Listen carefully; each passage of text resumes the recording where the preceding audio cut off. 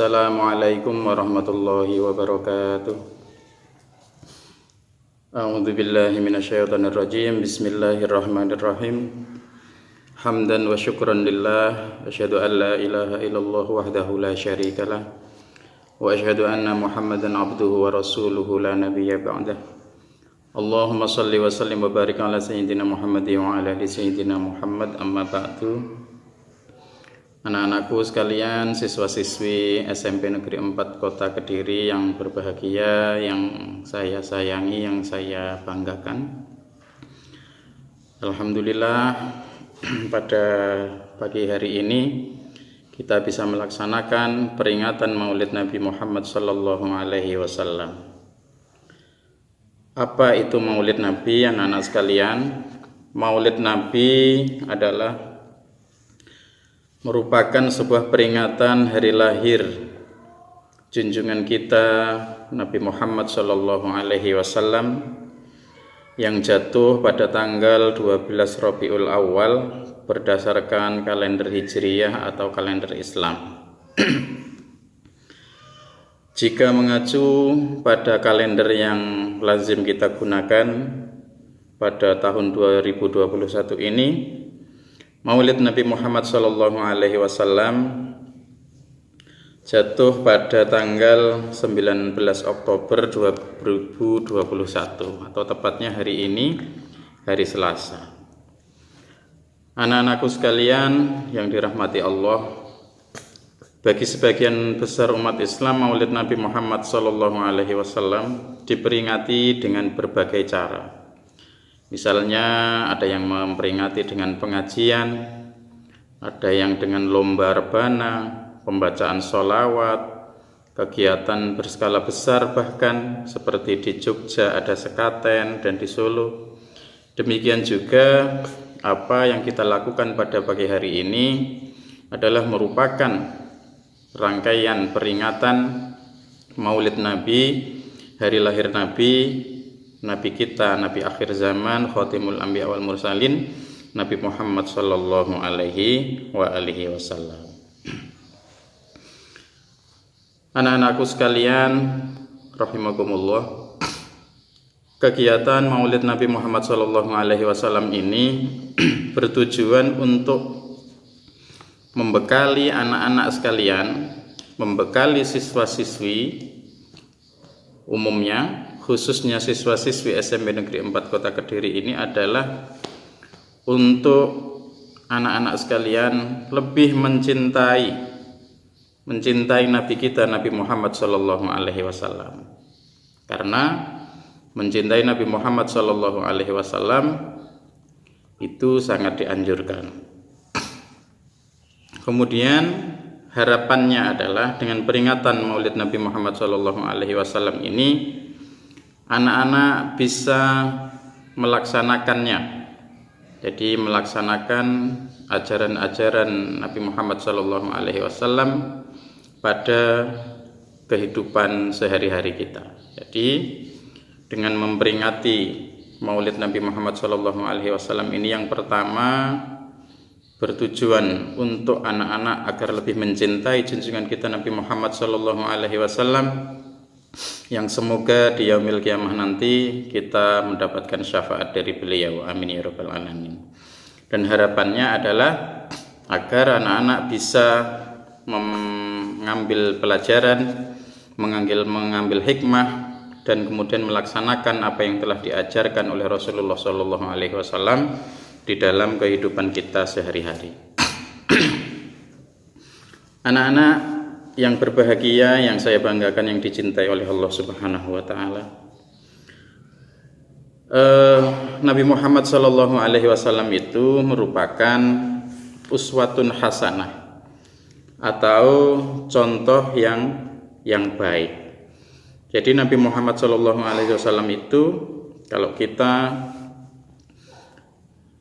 mendasarkan pada ayat Al-Qur'an, a'udzubillahi minasyaitonir rajim, laqad kana lakum fi rasulillahi uswatun hasanah liman kana yarjullaha wal yawmal akhir wa dzakarallaha katsira. Jadi jelas ketika kita beragama Islam, yakin bahwa Allah Subhanahu wa taala adalah Tuhan semesta alam. Kemudian Nabi Muhammad sallallahu alaihi wasallam itu adalah manusia biasa. Cuman Nabi Muhammad itu tidak seperti manusia pada umumnya.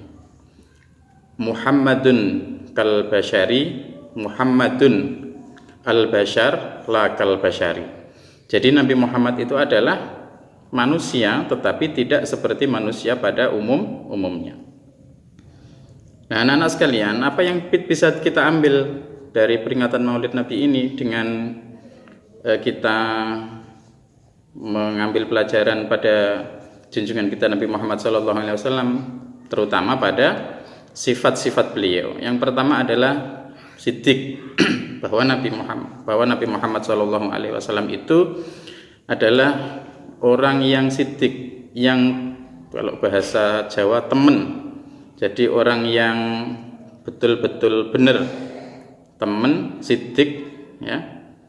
Bahwa kalau kita juga dalam kehidupan sehari-hari harus menjadi orang yang siddiq, yang benar-benar.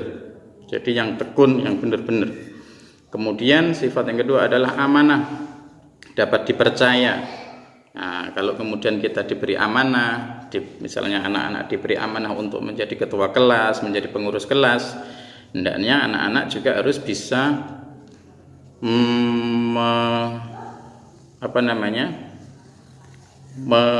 anak-anak harus bisa menggunakan. Jadi kepercayaan itu, menjaga kepercayaan itu, menjaga kepercayaan untuk diamati menjadi ketua kelas. Yang ketiga adalah tabligh, bahwa Nabi Muhammad itu adalah penyampai, menyampaikan. Jadi menyampaikan sesuatu yang baik. Nah, seperti kita dalam kehidupan sehari-hari, anak-anak sekalian juga menyampaikan kehidupan yang baik, selalu menyampaikan kebajikan kepada teman-teman kita. Kemudian fatonah, dan Nabi Muhammad juga cerdas. Gitu. Jadi Nabi Muhammad siddiq, amanah, tabligh, kemudian fatonah, cerdas.